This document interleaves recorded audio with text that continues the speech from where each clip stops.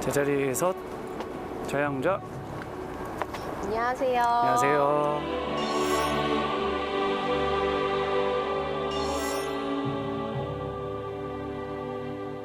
오늘 저희가 제헌절을 맞아서 태극기를 준비했습니다. 제헌절이 그 대한민국의 헌법이 자유민주적 기본 질서를 기본으로 하는 헌법이 만들어지고 공포돼서 효력을 발생한 날입니다. 구조공사가 완성된 거죠? 헌법이 빨간 날인가요? 파란 날이네. 파란 나라를 보았니 맑은 강물이 제헌절은 공휴일은 아니지만 5대 국경일 중에 하나죠. 국기 개항을 한번 해볼까요? 빰빰빠밤 빰빠밤 빰빠밤.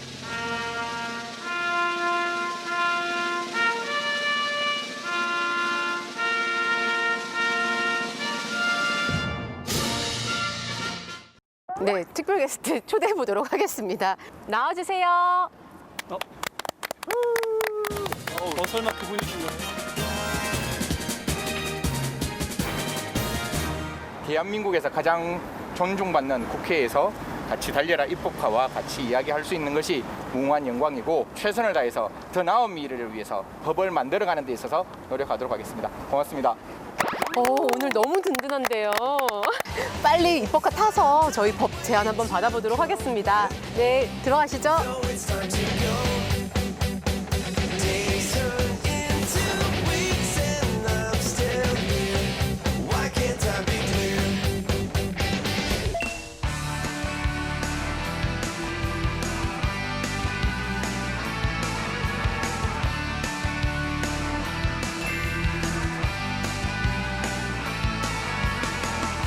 저희 보이시죠? 돌아왔습니다. 안녕하세요.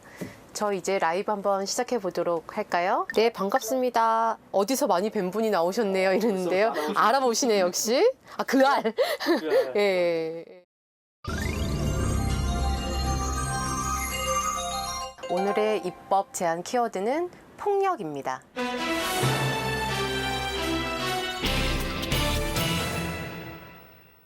다양한 형태의 이런 폭력이 있을 텐데 그 폭력과 관련한 입법 제안을 한번 받아보고자 합니다. 채팅이 들어왔는데요.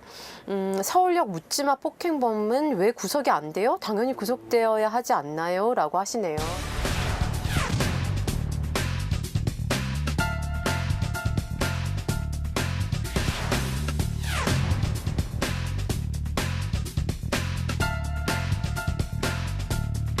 이 부분에 대해서 일반 국민들은 당연히 구속이 되어야 된다고 생각하고 저도 뭐 구속될 수 있는 가능성은 충분히 있었다라는 건데 이게 법을 바라보는 판사님들의 시각은 다 다를 수가 있을 거예요. 영장이 기각되는 가장 큰 이유는 정신질병이 있다는 것이었고 그 정신질병의 이름을 이제 조현병이라고 이야기했고 이 피의자가 병원에 입원해서 치료하면 문제가 없기 때문에 나오지 않기 때문에 재범 위험성이 없다 이렇게 이제 판단을 하셨어요. 안모 피해자 같은 경우에도 무기징역으로 이제 막 감형이 되었고 그 다음에 이제 조현병이 뭐 감형 사유가 되었다는 걸로 이제 좀 국민들이 좀 이렇게 많이 화가 난 그런 상황이 있었는데 조현병은 감기 같은 병이거든요.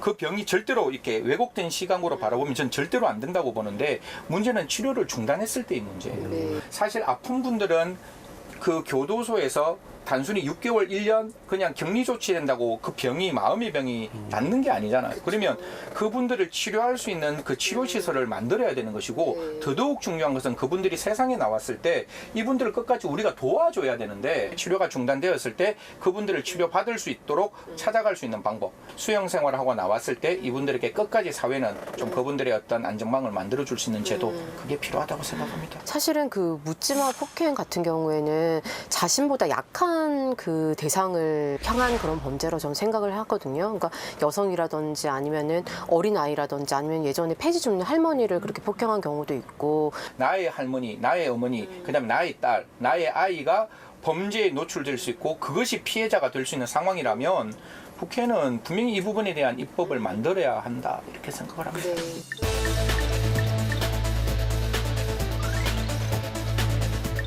저도 사실 폭력했을 때 요즘 이 생각이 딱 들었는데요.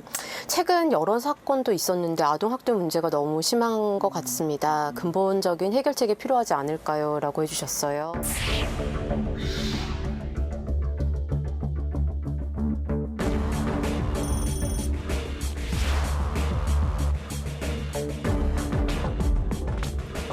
십 년 전에도 똑같은 일이 있었거든요. 매년 반복되는 것이고 아동 학대를 막으려면 사회 전체의 노멀이 바뀌어야 돼요.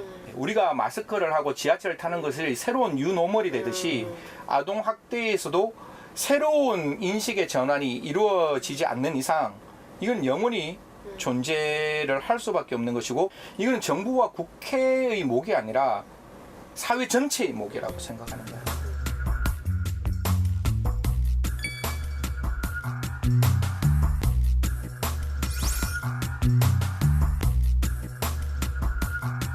다들 지금 뭐 생각이 머릿속에 많으신 것 같은데 이 아동학대와 관련해서 한번 그 특공대가 출동을 해보는 건 어떨까요? 교육인지 아니면 훈육인지 아니면 학대인지 이 부분이 굉장히 애매할 수 있거든요. 네. 저희가 잘하고 있는지도 한번 확인을 해봐야 될 것 같아요. 심리적인 상태도 좀 네네. 받고. 그러면은 다녀오겠습니다. 예, 잘 다녀오세요. 네, 네. 다녀오겠습니다. 네. 아침에 눈 뜨면 마을 앞 공터에 모여 매일 만나는 그 친구들 비싸고 멋진 장난감 하나 없어도 하루 종일 재미있었어.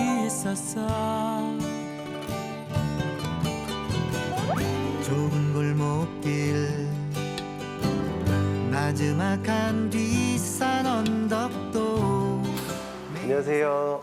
안녕하세요. 근데 혹시 저희 달려라 입법화에 입법 의뢰 제안해 주신 분 계신가요? 아, 예, 반갑습니다. 예. 아, 선생님이신가요? 잘 오셨어요. 예.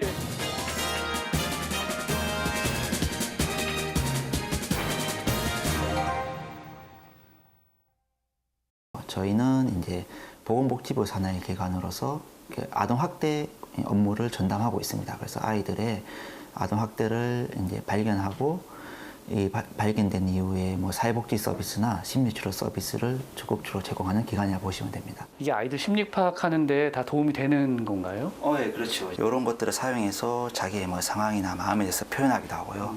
또 자기가 원하는 상황들을 만들어 보면서 네. 마음을 이렇게 치유한 도구로 사용하고 있습니다. 선생님, 이거는 감옥인가요? 예, 맞습니다. 이거를 갖고 노는 아이들도 있어요? 예, 아이들이 의외로 이게 좋아하는 장난감이에요. 그래서 아, 감옥을요? 이 감옥에 자기를 놓음으로 인해서 이 자기의 상황을 표현하기도 하고 또 여기 벗어나는 놀이를 또 많이 해요. 그걸 통해서 가정에서 벗어나고 싶은 또 이런 속박에서 벗어나고 싶은 그런 소망을 많이 표현하게 돼요.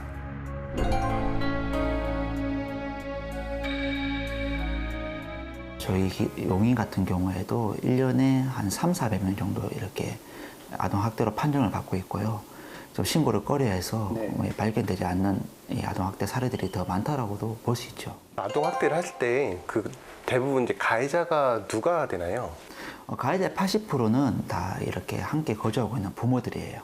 학대를 받는 아이들이 그렇지 않은 아이들하고 다른 점은 어떤 게 있을까요? 그 일반 아동들보다 이 세상이나 타인에 대한 신뢰감이 적어요. 정서나 행동이 조절되지 않아서 뭐 또래 관계 문제나 학교 부적응이나 사회생활에 이런 부정하는 2차적인 문제가 많이 발생하고 있죠.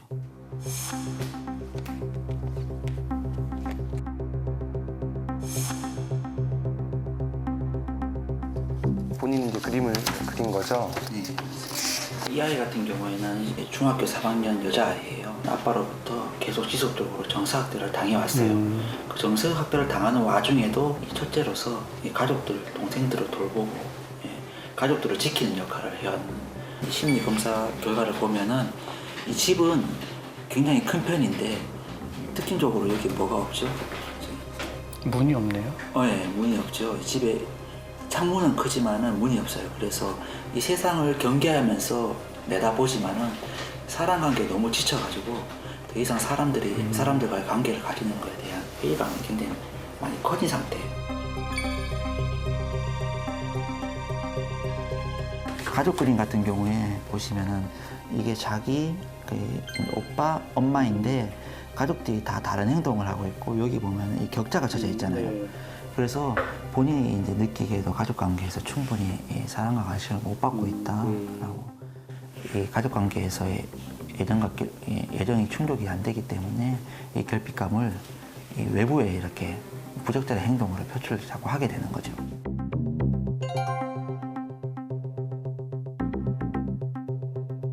학대 후유증들이 계속 이렇게 누적되다 보면은 자연적으로 치유되는 거는 거의 없다고 보시면 될 것 같아요. 예, 그리고 가장 나쁜 이유가 두 가지가 있는데 하나는 성격적으로 이게 고차가 돼버리는 거예요. 부적절한 자기 자신의 행동이나 이 충동성이나 이 사고 왜곡이나 성격적 형성이 되어서 일상생활 전반에 영향을 미치고 이거를 평생 동안 또 안고 살아야 돼요. 그리고 두 번째로는 정신적으로 이 붕괴가 돼요. 환각이나 환청을 경험하거나 아니면 망상을 경험하는 경우도 있어요.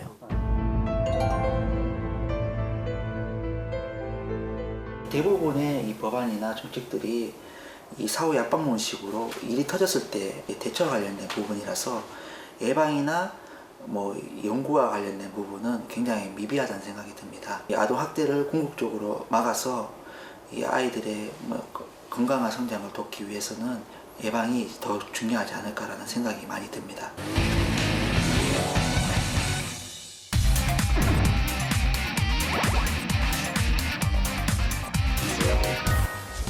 충남 천안에서 9살 난 아이가 여행용 가방에 갇힌 채 심정지 상태로 발견됐습니다.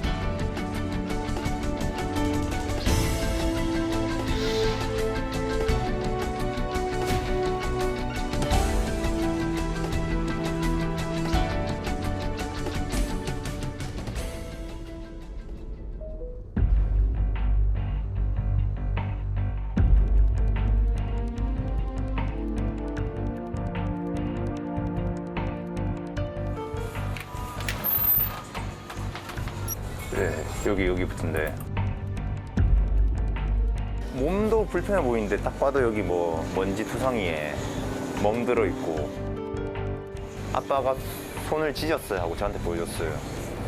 근데 그 말이 저한테는 어떻게 들렸냐면 절대 집으로 데리고 가지 마세요. 아빠 이런 사람이 뭐 이렇게 들렸거든요.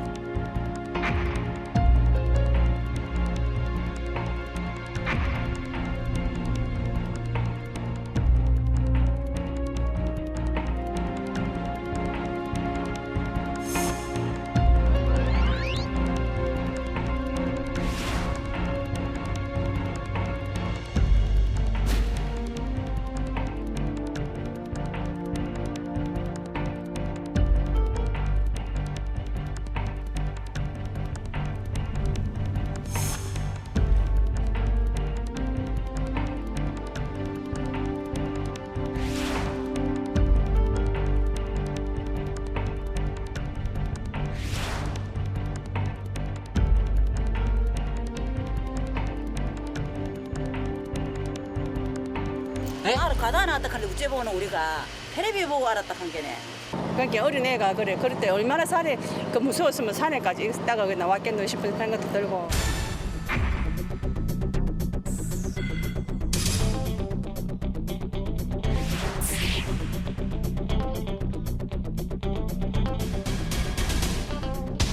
훈육이었다. 그리고 아이가 말을 안 들어서 그랬다. 아이한테 무슨 문제점이 있어서 그랬다. 그거 고쳐주려고 그랬다. 자기네들의 그 학대 행위의 원인을 아이한테 뒤집어 씌우는 거죠.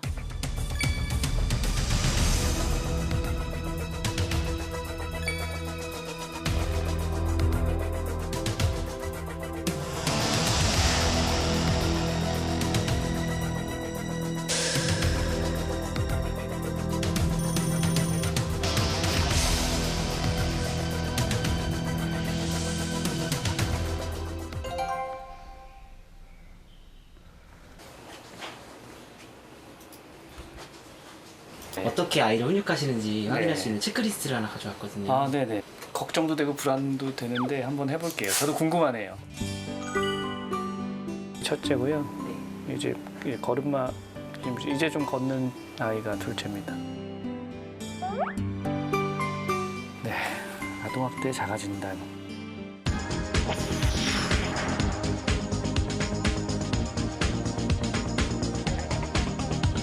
아동의 감정 기분을 무시하거나 모욕한 적이 있다.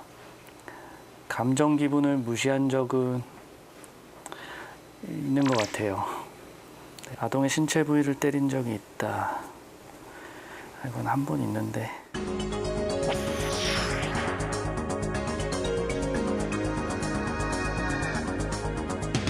하나만 선택을 하셔도 아동 학대를 하실 수 있는 위험성이 있으신 아 진짜요? 네. 큰일 났네. 적어도 한두 개 정도는 보통 나올 법하다는 생각이 들거든요. 근데 한 개 이상 나와도 아동학대 가해 위험이 있다고 하니까 좀 놀랐어요. 뭐 때린다던가 체벌을 하는 거는 하지 말아야 되는 행동인 것 같네요.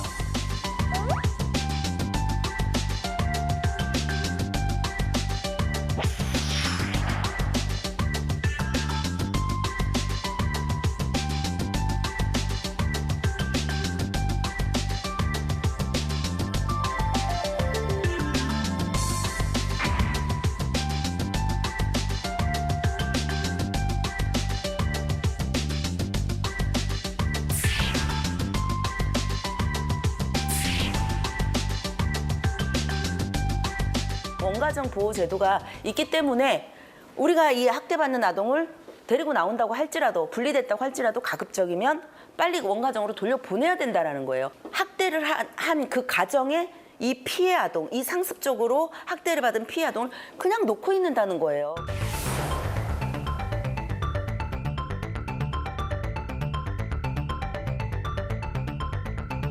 그런데 그 아이들을 보호하지 않거나 아니면 집으로 돌려보냈을 때 근거가 되는 게 바로 이 척도표입니다.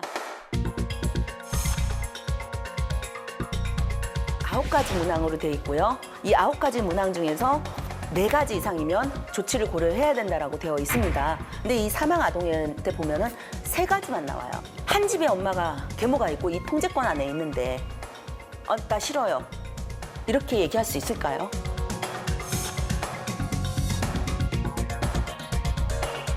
사후 모니터링이 진행이 됩니다. 첫 번째는 강제성이 없죠. 이 아이를 정말 제대로 모니터링을 해야 된다면 강제적으로 가고 불시에 가야 된다고 봐요.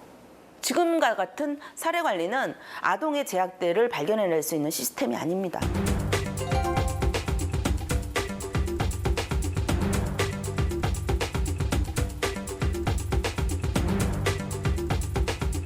안녕하세요. 어서 오세요. 환영합니다. 안녕하세요. 손님 오셨다.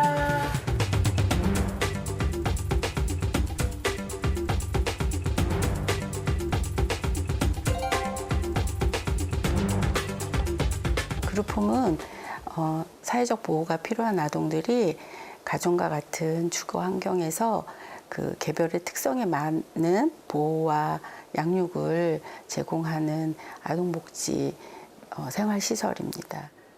안녕하세요. 더워? 어서 와. 그리고 동생들은 갔어? 갔어요. 어디 학원에? 오늘 핸드폰 한 시간 핸드폰 1시간 더 하고 싶어? 네. 진로 쪽으로 해서 대학 가려고 생각 중이에요. 어떤가 생각하시는 거 있어요? 제가 집밖가요. 저랑 좀 맞는 것 같아서.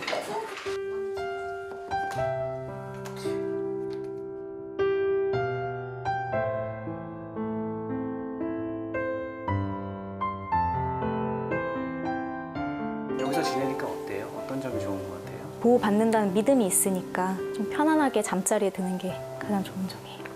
주로 이제 아버지가 학대 가해자였고 아버지께서 술을 드시면 집에 있는 모든 유리 제품을 다 깼어요. 죄송하지만 부모님은 무엇을 잘못했는지 모르세요. 그게 학대라는 생각을 안 하세요. 그냥 멀쩡한 가정이었는데 저를 그냥 이렇게 빼갔다고 생각하세요. 일단 제가 원가정에 있을 땐 제가 뭘 좋아하는지 뭘 원하는지 이런 걸 생각해 본 적이 없어요.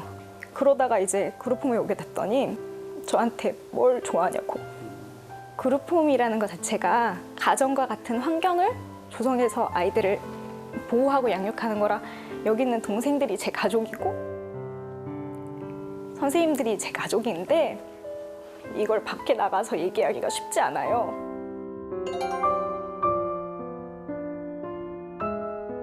조금 더 아이를 책임져 줬으면 좋겠어요. 그 아이한테는 사실 인생이 달린 일이잖아요. 그 아이가 돌아가서 다시 그 학대받는 삶을 살아야 한다면 그렇지 않게 도와주는 것도 사실 어른들의 의무라고 생각해요.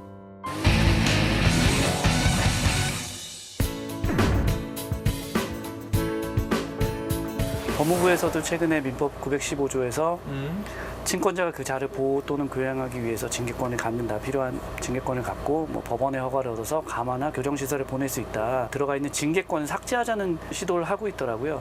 충분히 설득력이 있는 것 같아요. 부모가 당연히 아이에 대해서 징계권을 갖는다는 거기서 출발하면서 아동학대가 될 수 있는 부분도 있으니까 아동학대 부분이 조금 인정되는 범위가 넓어지는 게 아닌지 기존에는 아동학대로 보지 않았던 거를 아동학대로 보다 보니까 어떻게든 처벌하면 결국엔 어떻게 되냐면 가정이 해체되는 거거든요. 사랑의 매라고도 하잖아요.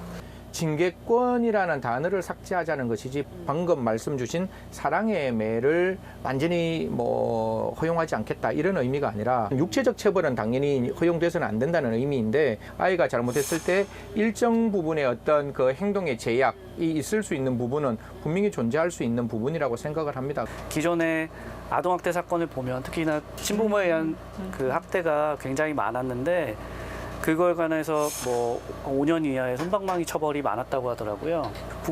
부모가 아이를 훈육하기 위한 징계권이 존재하기 때문에 그 정당한 징계권의 행사 뭐 범위에 있다던가 아니면 그런 것도 고려하니까 엄하게 처벌하지 않는다 이런 내용이 있다고 하더라고요. 직계 존속에 대해서 살인을 하면은 이제 가중처벌을 하는데 직계 비속에 대해서는 없잖아요. 문제가 됐던 아동학대 사건에서도 수차례 이 아동학대 신고가 들어왔고 그것 때문에 이제 보호 조치도 취해졌다가 다시 결국엔 또 집으로 돌아가서 더 큰 이제 사고가 나고 이런 경우가 많아요. 사실 이 가정은 변하지 않았거든요. 여전히 가정 폭력이 존재하는 것이고 그 가정 폭력에서 이 부모의 어떤 그 인성의 교육은 전혀 되지 않는 상황에서 그냥 법은 원가정 보호주의라서 신속하게 돌려보내야 된다는 이야기를 하고 있기 때문에 이 원가정 보호주의는 반드시 없어져야 되는, 폐지돼야 되는 법령 중에 하나인 거고 이 아이가 어디서 건전하게 자랄 수 있을 것인가에 대한 고민을 해야 되는 것이고 우리 주변의 아이들이 어떤 환경에 처해 있는지 서로 또 관심을 가지는 것도 참 중요한 예방이 또 될 수 있다는 생각이 들어요.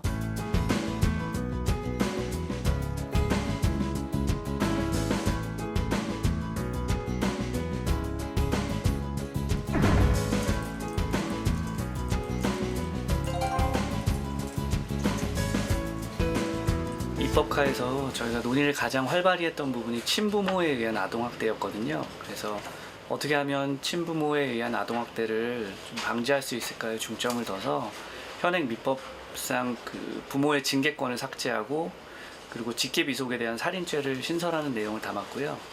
그 다음에는 학대받은 아이가 가정으로 다시 복귀하는 게 과연 안전한지에 대한 의문이 있어서 현행 원가정 보호주의에 대한 개선 내용을 담았습니다.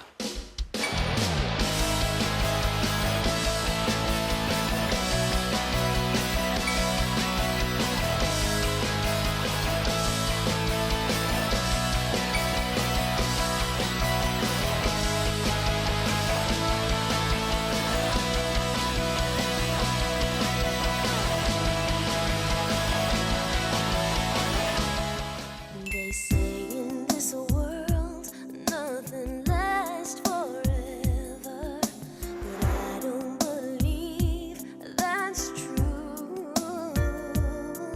'Cause the way that I feel when we're together, I know that's the way. 제풀에 쓰러져 헌법을 지키기 위해 쓰러져 가신 절기를 기다린다. 아, 편집될 것 같아요. 제 한 몸 다 바쳐. 헌법을 만드신 분들을 절대 잊어서는 안 됩니다. 와. 이런 게 바로 청출어람이죠.